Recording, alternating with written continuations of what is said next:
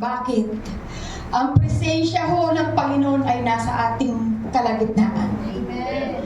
Hallelujah, hallelujah, Lord Jesus. Purihin ka, Panginoon. Hallelujah, hallelujah, Lord Jesus. Cover the blood of Jesus in this place, Hallelujah. Damahin ho natin sa mga oras na ito ang presensya ng Panginoon. Na tunay kasama natin ang Panginoong Hesus sa ating kalagitnaan. Glory, glory. Hallelujah, Lord. Shalom, shalom, shalom. In Jesus' name. Amen. Ang ating devotion po sa oras na ito at tamang-tama sa umpisa pa lang hanggang sa opening prayer, hanggang matapos ang gawain na ito, dinideklara natin ang tagumpay. Amen. Ang tagumpay ay makakamtan ng mga anak ng Diyos na nananarito. Amen. Sabi niya ho dito, may kagalakan sa gitna ng kapighatian. Glory to God. Buksan po natin ang ating mga Biblia sa James 1, 2-4 po. Sabi dito, mga kapatid, magalak kayo kapag kayo'y dumaranas ng iba't ibang pagsubok sa tripo, sapagkat alam ninyo na lalong magiging matatag ang inyong pananampalataya matapos ninyong pagtagumpayan ang mga pagsubok na iyan. Number 4 po, at dapat kayong magpakatatag hanggang wakas upang kayo'y maging ganap at walang pagkukulang. Purihin ang Panginoon. Lord, salamat Panginoon, O Lord God. Dinideklara na po namin, O God, na ang iyong mga anak sa DOCGM family, Panginoon, O God, ay mapagtatagumpayan anumang unos o bagyo, pagsubok sa buhay, Panginoon, O God. Lord, damang-dama po namin ang iyong pinapagawa sa bawat isa sa amin, na hindi po kami matitinag, hindi po kami manglulupaypay, dahilan may mga salita ka na nagbibigay sa aming lakas upang kami, Lord, ay mapagtagumpayan namin anumang unos o bagyo na dumaraan sa aming mga buhay. Lord, salamat, salamat po, Panginoon. Glory to God, glory to God. In Jesus' name.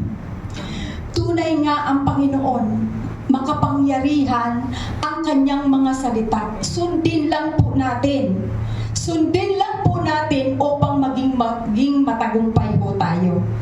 Ito po, sabi ko dito, di ba kanina pang umpisa pa lang, magpakatatag na po tayo.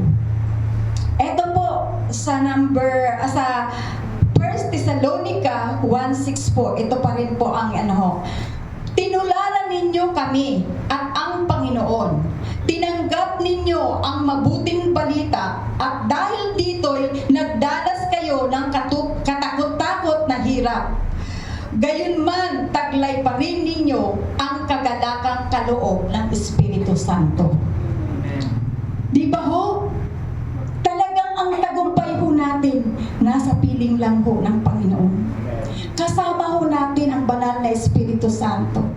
Minsan lang ho tayo ho nang lulupaypay dahil hindi ho natin pinanghahawakan ang salita ho ng Diyos. Kaya ho, ibagsak man tayo ng tao, iaangat ho tayo ng Diyos. Glory to God po. Ito po sa Acts 5:41-42 po.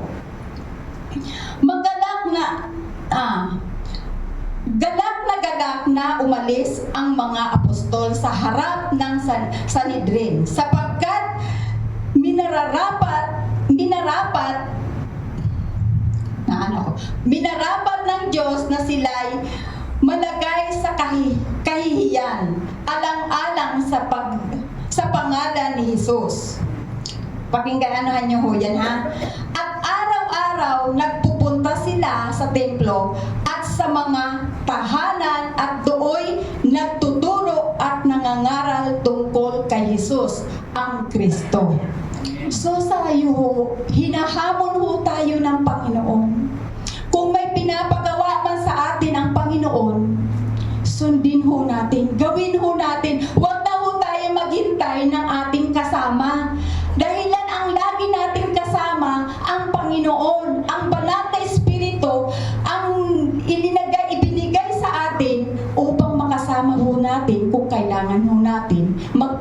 ng salita ho ng Diyos.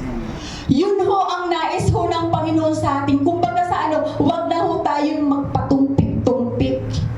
Dahilan sa ating paglilingkod sa Panginoon hanggang ho naririyan ang presensya ng Panginoon, hindi tayo iiwan, hindi tayo pababayaan. Ito po, number 4 po. 1 Peter po. 4:12 to 19 po. Medyo mahaba-haba po to, pero kailangan ho natin bulay-bulayin ho ang salita ng Diyos para maging matagumpay tayo, Kristiyano. Sabi dito, mga minamahal, huwag ninyong pagtakhan at ituring na di pangkaraniwang ang mabibigat na pagsubok. Napakalinaw po, di ba? Na inyong dinaranas. Sa halip, magalak kayo sa inyong pakikihati sa mga hirap ni Kristo. Si Kristo ho ba madali ang kanyang dinanas? Hindi po. Wala pa tayo sa kalingkingan ang ating dinaranas. Kaya ano ang dapat ho natin? Unang-una, sabi, magpakatatag ho tayo. Di ba binasa natin kanina? Sa ngayon po, ano ang sinabi? Ano ang sinabi? Sa halip, magalak. Sabi, asa na? Magalak. Mabibigat. Ito to. Ulitin ko na lang po. Mga minamahal, huwag ninyong pagtakhan at ituring na din pangkaraniwang ang mabibigat na pagsubok sa inyong dinaranas. Sa halip, magalak kayo sa inyong pakikihati sa mga hirap ni Kristo. Napakalinaw po. Huwag na ho natin i-explain po ng mahaba ho. Sa pagbabasa na lang ho natin, alam ko ang bawat isa sa atin, binuksan na ng Panginoon ang ating mga pangunawa. Dahil lang sa ating pagbabasa ng mga salita ho ng Diyos, ito ay ibinibigay sa atin para maunawaan at mapakinabangan natin, mabusog tayo spiritually sa mga oras na to. Sabi ho dito, magiging lubos ang inyong kagalakan kapag nahayag ang kanyang kadakilaan. Mapalad kayo kapag kayo'y inaalipusta dahil kay Kristo. Mapalad raw ang inaalipusta na mga lingkod ho ng Diyos. Kasi dinanas ho ng Panginoon ho yun. Dinanas niya na alipustahin ho siya ng mga tao. Pero kailanman ho hindi ho siya sumuko. Nagpatuloy po siya. Dahil kay Kristo, sapagkat sumasa ka inyo ang dakilang Espiritu ng Diyos. Kanino ho? Sa atin po. Sumasa inyo ang Espiritu ng Diyos. Yun po ang napakalinaw sa bawat isa sa atin. Ang kininlang ho natin ang pangako ng Panginoon. At sundin at hindi ho tayo mahirap. Kahit batuhin ho tayo, kahit sampalin ho tayo, kahit sipain ho tayo, huwag ho tayong magreklamo. Dati, dahilan tayo'y mga lingkod ng Diyos na binigyan ng katatagan at binigyan tayo ng babala. Iniksan po na si Jesus Christ. Kaya anumang dumarating na unos o bagyo, magpatuloy ho tayo. Sabi ho dito, huwag nawang mangyaring maparusahan ang sinuman sa inyo bilang mamamatay tao. Masakit po yan pag hindi ho tayo sumunod sa kalooban ho ng Diyos. Masakit po yan. Sabi dito, magnanakaw sa larin o mapanghimasok sa di niya dapat panghimasukan. Minsan ho kasi ang tao talagang ibabagsak ho tayo. Wala ho tayong maaasahan sa tao, lalong-lalo na yung mga walang personal na relasyon sa Diyos. Minsan may mga nagsasalita, siya'y lingkod ng Diyos, pero nagagawa nila, ano ho? Mambagsak ho ng tao, mansira ng tao ho. Pero ang Diyos kailanman, hindi ho niya tayo iniwan. Amen. Hindi ho tayo iniwan. Sa 16 ho. Sabi ho dito, huwag, ngunit huwag ikahiya ni naman kung siya'y maparusahan dahil sa pagiging Kristiyano. Huwag natin ikahiya na, Sister Mina, sinisiraan na. Huwag po natin, basta ho, alam natin ang katotohanan, magpakatatag ho tayo. Bagkos, magpasalamat siya sa Diyos sapagkat taglay niya ang taguring ito. Ibig sabihin ho, taglay ho natin ang katotohanan. Katotohanan na magbibigay sa atin ng kalayaan at katatagang bilang isang Kristiyano. 17 po, dumating na ang panahon ng paghuhukom at ito'y magsisimula sa mga hinirang ng Diyos. Totoo po yan. Totoo po yan. Ngayon ho, ipanghawakan muna natin ang salita ng Diyos kasi talagang malapit nang dumating ho ang Panginoon. Sa bawat isa ho sa atin talagang marami ng persecution ho na nararanasan ang mga tunay na Kristiyano. Dahilan ho, nandiyan na ho, malapit nang dumating ang Panginoon. At kung, sabi dito, at kung sa atin ito'y magsisimula, ano ang magiging wakas nito sa mga hindi sumusunod sa mabuting balita? Simple lang po yan. Pag hindi ka sumunod sa salita ho ng Diyos, dalawa lang naman po ang kahantungan ng tao. Sa piling ho ng Panginoon at sa piling ng impyerno. Tulad ng nasasaad sa kasulatan, kung ang matuwid ay halos hindi maligtas. Yun po. Dalawa lang po talaga. Kaya ho, ang bawat isa ho sa atin, magpakatatag ho tayo, ipakilala natin ang Diyos na buhay na ating sinusundan. Napakasarap ho. Minsan dumarating ho tayo na nanghihina. Pero kaya nga ho, bawat isa sa atin, sabi nga, ang tunay na mga anak ng Diyos, magpalakasan ho tayo. Kasi minsan ho, dumarating din ho talaga na nalulupay-pay na ho tayo. Pero lumapit tayo sa mga anak ng Diyos na binigay sa atin na prayer partner natin. At mag-i-encourage ho sa bawat isa sa atin ho yan. Kaya ho, ang bawat isa dito sa DOCJM family, magmahalan po tayo. Magmahalan po tayo. Sabi yun sa 19, ito pang pinakaano ko po. Kaya pati ang mga nagbabata ng hirap ayon sa may kapal na laging tapat sa kanyang pangako. Itinalaga nila sa kanya ang kanilang sarili sa pamamagitan ng paggawa ng mabuti. Di ba ho, napakasarap ho? Itinilaga na ho sa bawat isa sa atin.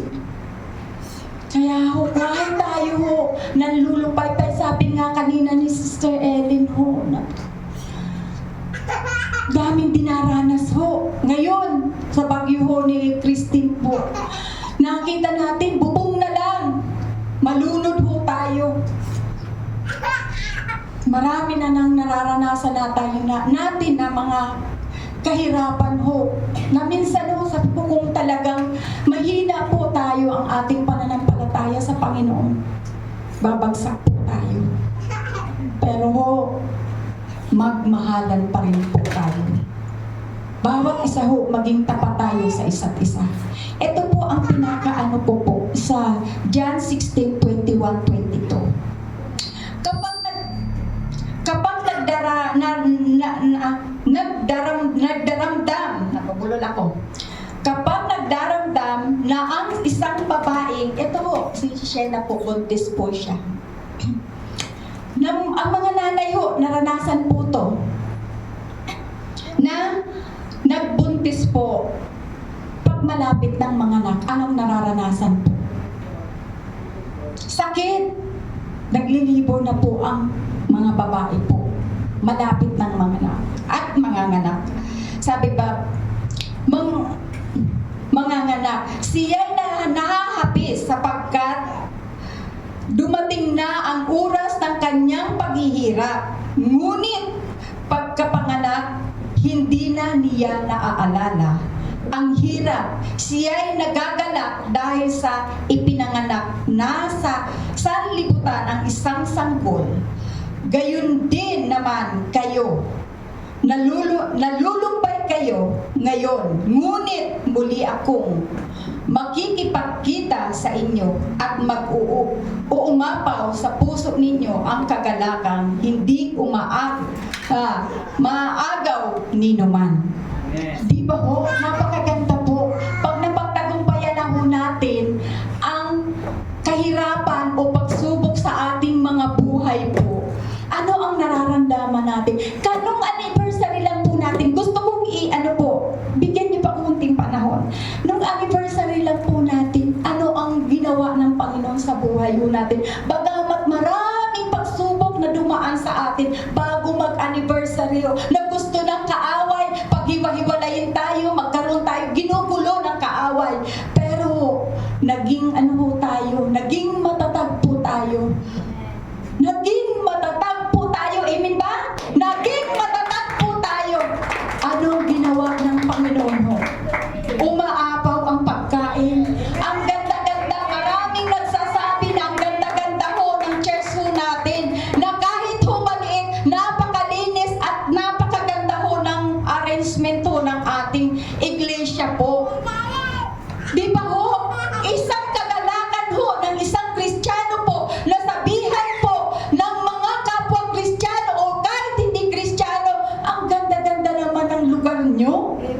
Ang ganda-ganda, daming pagkain, punong-puno ng pagkain ho, ang pagkainan ng mga anak ng Diyos sa DOCJM ho. Glory to God po. Yun ho ang nais ng Panginoon sa bawat isa ho sa atin, na magpakatatag po tayo, na anumang pagsubok sa buhay, huwag ho tayong manglulupaypay.